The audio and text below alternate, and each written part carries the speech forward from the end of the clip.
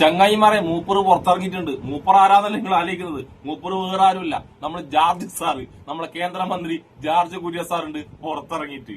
ക്രിസ്മസുമായി ബന്ധപ്പെട്ട് ഉത്തരേന്ത്യയിൽ ക്രൈസ്തവർക്ക് നേരെ ഭയങ്കരമായിട്ട് അക്രമം ഉണ്ടായിരുന്നില്ല. ആ അക്രമം എല്ലാം നാട്ടുകാർ മറന്നെന്ന് വെച്ചിട്ടാണ് നമ്മൾ ജോർജ് കുര്യൻ സാർ പുറത്തിറങ്ങിയത്. അതും എങ്ങനെ പുറത്തിറങ്ങിയെന്നറിയാം. ഇതോ നോക്ക്, വേഷപ്രച്ഛന്നനായി പ്രച്ഛന്ന വേഷത്തിന്. ഈ വേഷത്തിൽ വന്നു കഴിഞ്ഞാല് ആരും കണ്ടുപിടിക്കില്ലാന്നാണ് ജോർജ് സാർ വിചാരിച്ചത്. ആൾക്കാർ ബാലചന്ദ്ര മേനോനാന്ന് വിചാരിക്കുന്നതാണ് നമ്മളെ ജോർജ് സാർ തെറ്റിദ്ധരിച്ചത്. പക്ഷെ നമ്മൾ എന്തൊക്കെ കുറ്റം പറഞ്ഞാലുണ്ടല്ല, നമ്മളെ കേരളത്തിലെ മാധ്യമങ്ങളുണ്ടല്ല, ഒരാളെ കണ്ടുപിടിക്കുന്ന വെച്ചാല് കേരള പോലീസിനെ വരെ തോപ്പിക്കും. അമ്മാതിരി കണ്ടുപിടിക്കുക. അങ്ങനെ വേഷം മാറി ബാലചന്ദ്ര മേനോനെ വന്ന് മെല്ലെ രക്ഷപ്പെടാൻ നോക്കിയ ജോർജ് കുര്യൻ സാറിനെ നമ്മളെ കേരളത്തിലെ മാധ്യമങ്ങൾ പൊക്കി കഴിഞ്ഞ ശേഷം നമ്മൾ ജോർജ് കുര്യൻ സാർ പറഞ്ഞ കുറച്ച് പൊട്ടത്തരങ്ങളും കുറച്ച് മണ്ടത്തരങ്ങളും എപ്പോഴും പറഞ്ഞത് അത് തന്നെയാണ്. അത് നമുക്കൊന്ന് കേട്ടിട്ട് വന്നാലോ.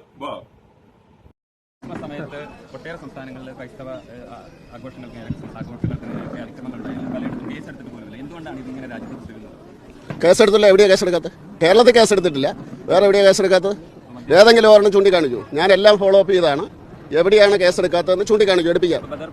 ഈ സ്ഥിരമായിട്ട് പറയുന്ന പച്ചക്കള്ളം ഒന്ന് മാറ്റി പിടിക്കാൻ പറ്റുക ജോർജ് സാർ? ഇങ്ങക്ക് ജോർജ് സാറെ കേസ് എടുത്തിട്ടുണ്ടെങ്കിലല്ല, അത് കേരളത്തിൽ മാത്രമേ കേസ് എടുത്തുള്ളൂ. അതും ഒരു സംഘിക്കെതിരെ, കുട്ടികൾ നടത്തിയ കരോൾ ആക്രമിക്കാൻ പോയ ഒരു സംഘിയില്ലേ, അവനെതിരെ അത് കേരളത്തിൽ മാത്രമേ കേസ് എടുത്തിട്ടുള്ളൂ. ബാക്കി ഉത്തരേന്ത്യയിൽ എവിടെയും ക്രൈസ്തവർക്ക് നേരെ അക്രമം ഉണ്ടായിട്ട് ഒരു കേസ് പോലും എടുത്തില്ല.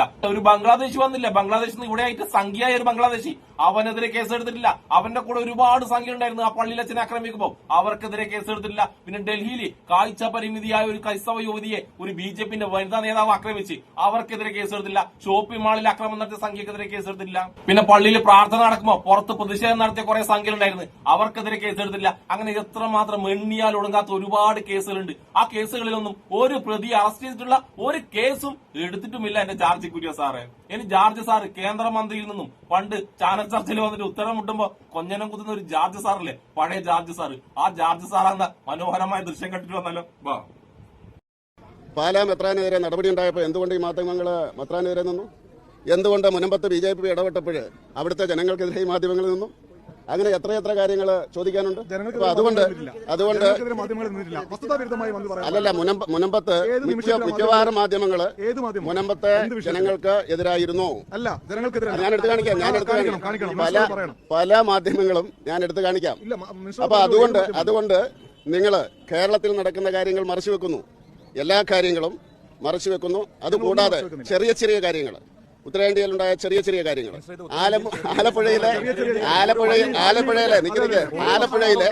ആലപ്പുഴയിലെ ചാരുമൂട്ടിലെ കാര്യം എന്തുകൊണ്ട് നിങ്ങൾ ചോദിച്ചില്ല?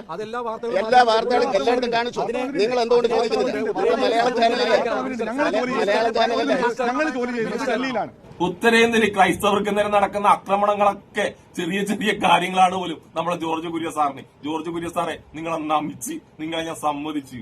ഇതൊക്കെ കേരളത്തിൽ നല്ലവരായ ക്രൈസ്തവർ കാണുന്നുണ്ടല്ല. നമ്മൾ ജോർജ് കുര്യൻ സാറിന്റെ ഉള്ളിലിരിപ്പല്ല എല്ലാവരും മനസ്സിലാക്കുന്നുണ്ടല്ല. പിന്നെ ജോർജ് കുര്യൻ സാറെ മുനമ്പത്തെ നാട്ടുകാരെയൊന്നും ആരും കുറ്റം പറഞ്ഞില്ല, അവിടുത്തെ ജനങ്ങളെ ആരും കുറ്റം പറഞ്ഞില്ല. പിന്നെ കുറ്റം പറഞ്ഞത് അവിടെ പോയി കുത്തിത്തിരിപ്പുണ്ടാക്കുന്ന കുറച്ച് സംഖ്യകളുണ്ട്. ആ സംഖ്യകളെയാണ് എല്ലാവരും കുറ്റം പറഞ്ഞത്. അത് മാധ്യമങ്ങൾ മാത്രമല്ല, കേരളത്തിലെ എല്ലാ ജനവിഭാഗവും ആ കുത്തിത്തിരിപ്പുണ്ടാക്കുന്ന സംഖ്യകളെ നല്ലോണം പറയുന്നുണ്ട്.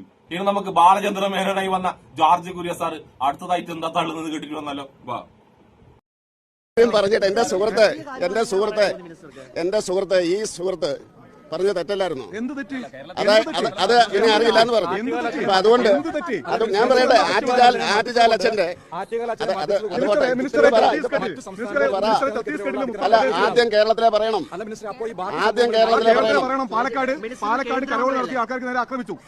അതുകൊണ്ട് ഞാൻ കേരള മാധ്യമങ്ങളോട് മലയാളത്തിലാണ് സംസാരിക്കുന്നത്.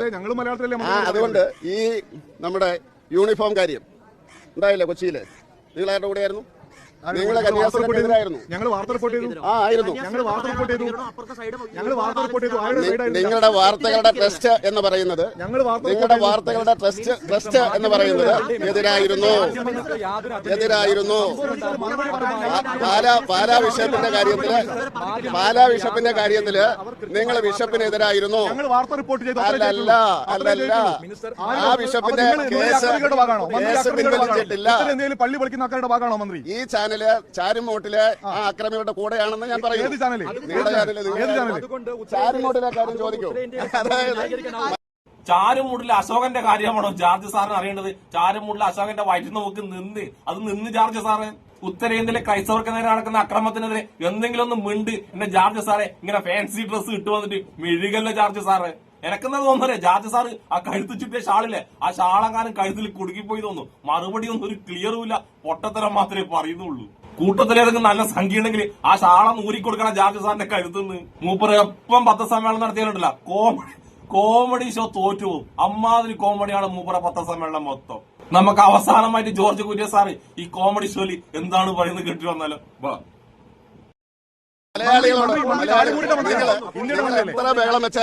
എത്ര ബഹളം വെച്ചാലും ഞാൻ എണ്ണി പറയാം. നിങ്ങൾ ചോദിച്ചോ, അതിനെന്താ കുഴപ്പം? ഞാൻ പോകുന്നില്ല സുഹൃത്തെ. നിങ്ങളാണ് കുഴപ്പിച്ചത്. നിങ്ങളാണ് കുഴപ്പിച്ചത്. അറിയാൻ മേലാത്ത കാര്യത്തെ പറ്റി ഇത് മാതൃഭൂമിക്ക് പറ്റിയ തെറ്റാണ്. അതാണ് കുഴപ്പം. അറിയാൻ മേലാത്ത കാര്യം ചോദിക്കരുത്. അപ്പൊ അതുകൊണ്ട് കേരളത്തില് ആക്രമിക്കപ്പെടുന്നവർക്കെതിരെയാണ് കേസ്, മറ്റവർക്കെതിരെ കേസില്ല. നിങ്ങൾ അന്വേഷിച്ച് നോക്ക്. പാലാ ബിഷപ്പിന്റെ എതിരെയുള്ള കേസ് ഇപ്പോഴും ഉണ്ട്. അപ്പൊ അതുകൊണ്ട് അതൊക്കെ പഠിച്ചിട്ട് അന്വേഷിക്കുക. അപ്പൊ അങ്ങനെയാകുമ്പോൾ അത് അല്ലെന്താരെങ്കിലും ഇത് എങ്ങനെയായാലും ഞാൻ ഇവിടുന്ന് പോകാൻ ഉദ്ദേശിക്കുന്നില്ല. നിങ്ങൾ ചോദിച്ചോ. അതാ മിനിസ്റ്റർ പോയിരിക്കുന്നു. മിനിസ്റ്റർ ചോദ്യത്തിന് മറുപടി പറയാതെ പോയിരിക്കുന്നു. ഞാനിവിടെ ഇരിക്കാൻ വേണമെങ്കിൽ അത് നിങ്ങൾക്ക് ഇഷ്ടപ്പെടുന്ന പോലെ മറുപടി പറയാൻ എന്നെ കൊണ്ട് പറ്റിയല്ല. മാധ്യമങ്ങളെ എതിർക്കേണ്ട സമയത്ത് എതിർക്കും.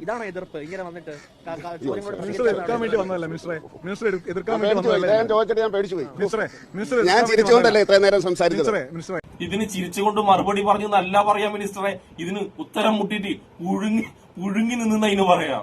ഉത്തരം മുട്ടുമ്പോ കൊഞ്ഞനം കുത്തുക, വെറുതെ ചിരിക്കുക, വെറുതെ എന്തെങ്കിലും അത്തും വിത്തും പറയാ. ഇതിനൊക്കെ മറുപടി എന്നാണോ പറയാ? ഇതിൽ ചാരുമൂട്ടിലെ അശോകന്റെയും പാലായിലെ ബിഷപ്പിന്റെയും കാര്യം പറഞ്ഞ ജോർജ് കുര്യൻ സാറ് ഉത്തരേന്ത്യയിൽ ആക്രമിക്കപ്പെട്ട ഏതെങ്കിലും ക്രൈസ്തവർക്ക് വേണ്ടി സംസാരിച്ച, അവർക്കെതിരെ അക്രമം നടത്തിയ സംഘിയക്കെതിരെ ഒരു വാക്ക് നമ്മുടെ ജോർജ് കുര്യൻ സാറ് പറഞ്ഞ എവിടെ നോക്കിയാലും ചാരുമൂട്ടിലെ അശോകനും പാലായിലെ ബിഷപ്പും അത് മാത്രമേ ജോർജ് കുര്യൻ സാറ് പറഞ്ഞിട്ടുള്ളൂ.